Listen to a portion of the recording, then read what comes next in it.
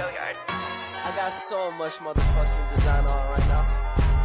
Bring it down, bring it back, make it clap. I got 3 old thoughts, new guap. Assalamualaikum warahmatullahi wabarakatuh.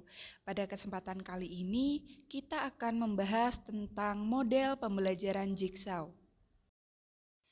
Model pembelajaran Jigsaw merupakan model pembelajaran kooperatif yang dilakukan melalui pembentukan kelompok kecil yang heterogen dan menciptakan pembelajaran aktif guna mempelajari sebuah materi tertentu.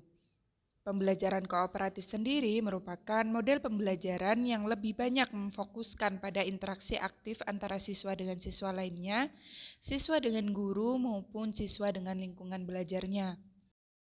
Model pembelajaran Jigsaw juga merupakan model belajar yang dimana siswa belajar bersama-sama dan memastikan bahwa setiap anggota kelompok telah benar-benar menguasai materi yang sedang dipelajari.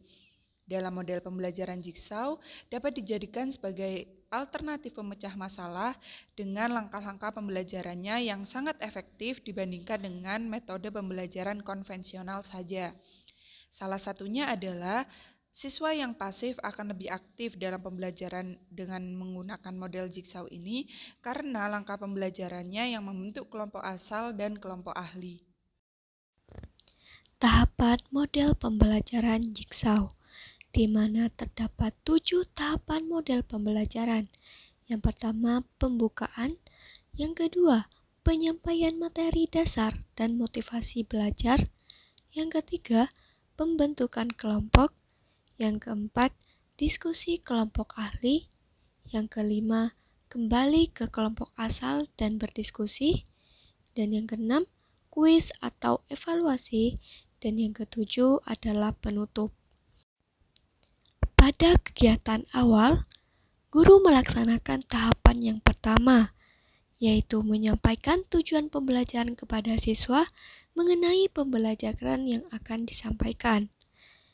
Pada kegiatan inti, guru melaksanakan tahapan yang kedua, yaitu menyampaikan informasi terkait materi yang akan diajarkan, yaitu mengenai kegiatan ekonomi, jenis-jenisnya, dan juga contoh.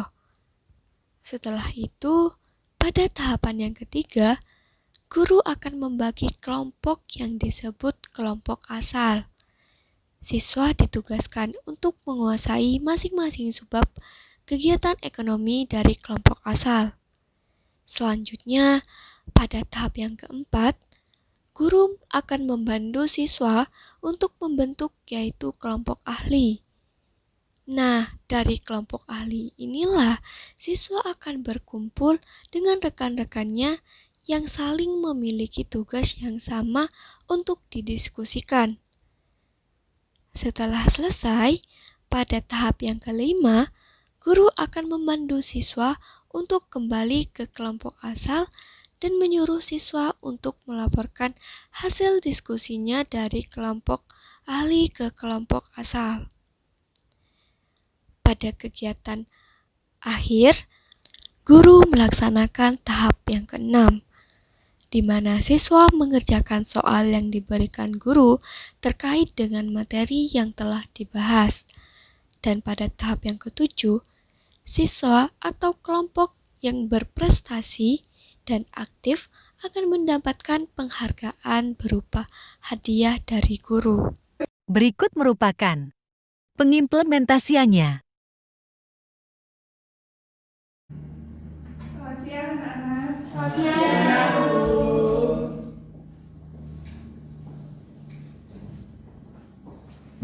Pembukaan. Salam. Assalamualaikum warahmatullahi wabarakatuh. Waalaikumsalam warahmatullahi wabarakatuh. Bagaimana kabarnya teman-teman? Alhamdulillah. Bertemu lagi bersama Bu Niken dan Bu Inas di pembelajaran IPS pada hari ini ya. Sebelumnya, mari kita berdoa dulu ya. Siapa yang mau memimpin doa? Saya Bayu. Silakan Mas Bayu. Baik, sebelum belajar, marilah Berdoa. menurut agama dan juga kepercayaan masing-masing. Berdoa. Berdoa selesai. Oke. Presensi. Apakah anak-anak di sini semuanya hadir atau ada yang nggak masuk ataupun izin? Ada yang nggak masuk, Bu. Siapa? Refki. Refki, kenapa Refki? Sakit. Oh iya, semoga Mbak Refki segera diberikan sembuh ya. Amin. Pertemuan kemarin kan kita sudah ulangan harian bab 1 ya. Iya. Berarti kita ke bab 2. Bab 2 ada yang sudah membaca buku paket? Belum. Ya. Oke. Kita lihat materi sekilas di PPT ya. Iya, Bu.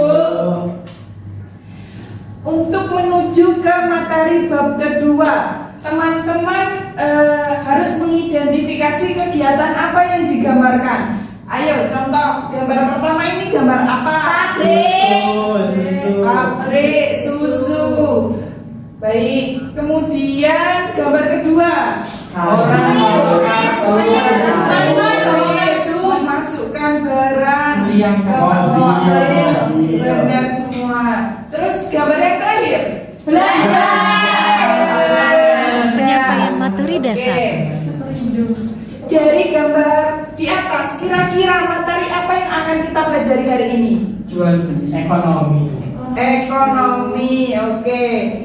Jadi materinya adalah kegiatan ekonomi, produksi, distribusi, dan konsumsi. Nah, apakah teman-teman sudah biasa mendengar kalimat ini? Sudah.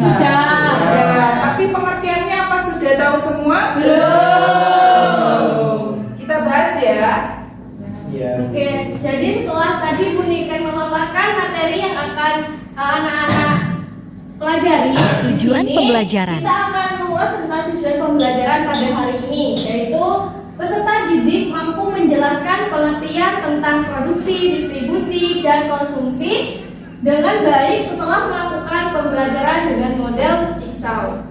Baik, yang pertama kita pelajari adalah produksi. Produksi ini merupakan kegiatan menambah nilai ataupun manfaat suatu barang maupun menciptakan suatu barang untuk memenuhi kebutuhan manusia. Nah, pelaku dari produksi ini disebut sebagai produsen. Kemudian, produksi ini dibagi menjadi dua, yaitu produksi barang dan produksi jasa. Silahkan diamati dulu ya gambarnya. Oke, next. Nah, dari gambar tadi, menurut teman-teman apa yang membedakan produksi barang dan produksi jasa? Siapa yang bisa? Oke, belum belajar semuanya ya. Baik, kita bahas bersama-sama ya. Jadi, produksi barang itu nanti output atau hasilnya berupa barang, sedangkan produksi jasa nantinya akan menghasilkan sebuah jasa. Contohnya itu seperti tukang bengkel. Nah, itu kan produksi jasa gitu. Selanjutnya yaitu kegiatan distribusi, di mana kegiatan distribusi ini yaitu merupakan satu kegiatan untuk menyalurkan barang dari per orang maupun ke lembaga. Nah, distribusi ini, pelaku dari distribusi ini siapa yang tahu apa namanya? Distributor. Oke, bagus. Nah, dari distribusi ini terdapat jenis-jenisnya, yaitu terdapat 3 jenis nih. Yang pertama, distribusi langsung. Yang kedua, distribusi semi langsung, dan yang ketiga yaitu distribusi tidak langsung. Nah, di sini anak-anak bisa mengamati gambar yang ada di sini ya. Oke, next. Nah, setelah itu tentang kegiatan konsumsi, di mana kegiatan konsumsi ini yaitu kegiatan untuk menghabiskan dan mengurangi suatu barang gitu. Nah, salah satu faktor yang mempengaruhi tindakan konsumsi itu terdapat 2 faktor, yaitu faktor internal dan faktor eksternal. Di mana faktor internal ini dari dalam diri kita sendiri. Nah, mungkin di sini anak-anak ada yang tahu contohnya seperti apa faktor internal? Angkat tangan. Oke, Mbak Nadifa, silakan. Lapar, terus mau dimakan. Oke, benar, lapar. Nah, selanjutnya yaitu dari contoh faktor eksternal. Siapa yang mau jawab? Angkat tangan. Saya, Bu. Oke, silakan Bayu. Misalnya ada diskon jadi kita tertarik untuk membeli. Oke, benar. Berarti di sini terdapat 2 faktor ya dalam melakukan kegiatan konsumsi. Para materi tadi, mungkin teman-teman ada yang sudah paham dan ada yang belum paham ya. Maka dari itu, kita dalam pembelajaran hari ini Pembentukan kelompok awal. Pertama-tama sekarang teman-teman silahkan membentuk 3 kelompok dengan 3 anggota ya. Silahkan. Ada yang mau milih sendiri atau dipilihkan? Dipilihkan. Dipilihkan saja ya. Dipilihkan saja ya. Jadi dari Mbak Ima ke belakang ini kelompok 1, kelompok 2 dan kelompok 3. Seperti itu ya. Iya. Silakan membentuk kelompok.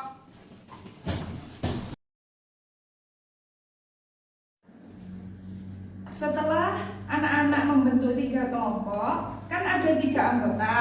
Silahkan setiap anggota ini memiliki satu subbab utama ya. Contohnya seperti Wahda ini produksi, kemudian Mbak Laili distribusi, dan Mbak Nadifa konsumsi. Seperti itu ya. Ya. Ya, Bu. Berdiskusi dengan kelompok awal. Apakah dia kesulitan?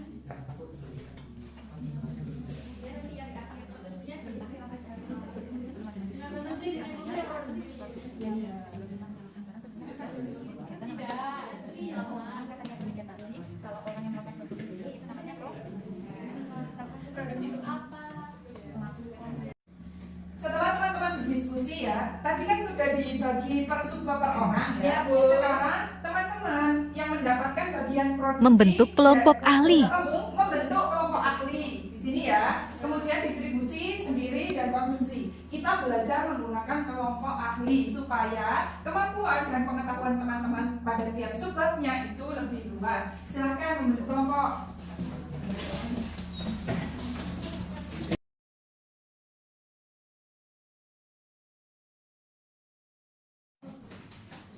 Pada diskusi ahli ini, silakan teman-teman menuliskan hasil diskusinya ke dalam kertas ya. Nanti bisa ditukarkan materinya dengan kelompok yang tadi, kelompok 1, 2, dan 3 supaya pengetahuannya lebih luas ya. Jadi nanti setiap kelompok 1, kelompok 2, dan kelompok 3 setelah menyelesaikan diskusi dengan kelompok ahli, nanti teman-teman kembali ke kelompok semula dan mengumpulkan hasil diskusinya kepada ibu di depan. Setelah anak-anak sudah kembali lagi ke kelompok masing-masing, setelah itu diharapkan hasil diskusi laporan tadi itu Mengumpulkan ke laporan. ya, Bu. Hasil berdiskusi. Terima kasih.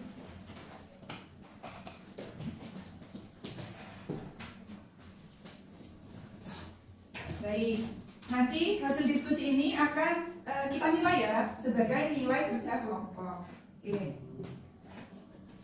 Setelah anak-anak sudah berkumpul kembali kepada kelompoknya masing-masing dan sudah memperoleh materi dari kelompok ahli tadi dan mengumpulkan laporannya ke depan, sekarang ibu akan mengadakan evaluasi, di mana dari evaluasi Quiz atau evaluasi. Jadi diharapkan setiap kelompok yang tahu jawabannya segera menjawab ya. Nanti di akhir kelompok mana yang lebih banyak menjawab dan lebih aktif akan mendapatkan nilai poin tambahan. Oke? Ya, Bu. Oke, yang pertama nih, ada gambar kegiatan apa nih di dalam materi ini? Yang pertanyaannya itu kegiatan di samping merupakan kegiatan apa dan sebutkan alasannya. Oke, siapa yang bisa? Oh, Mbak Nadifa dari kelompok berapa? Kelompok. Oke, Mbak Nadifa dari kelompok 3. Kegiatan di samping merupakan kegiatan produksi. Alasannya adalah di pabrik itu memproduksi suatu barang.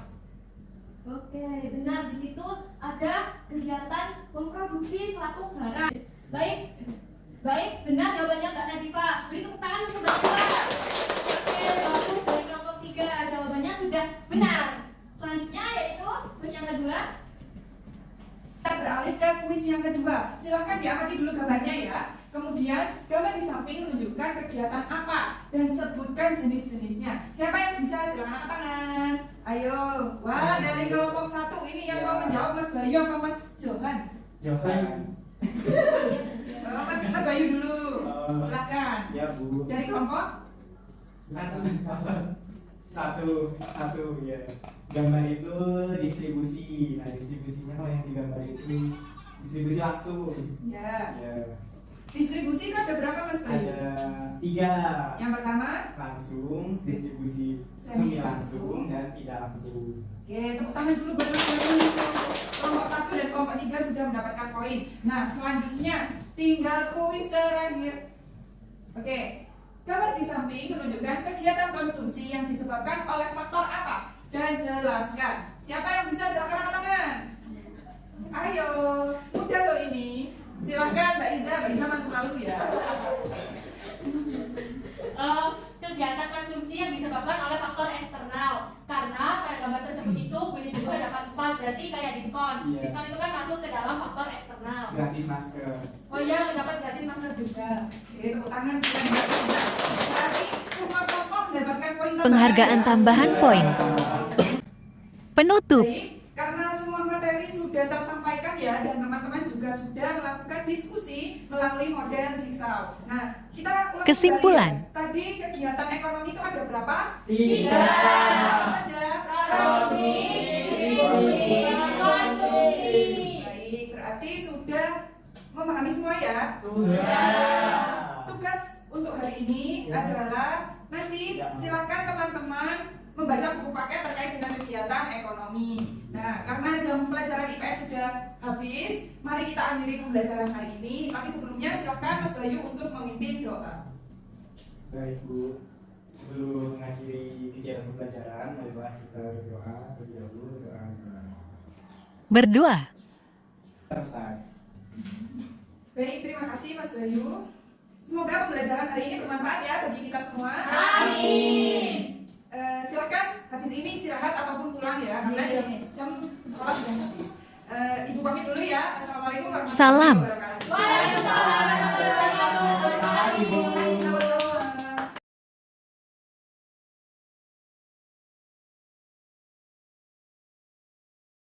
How you fucking with these hoes up?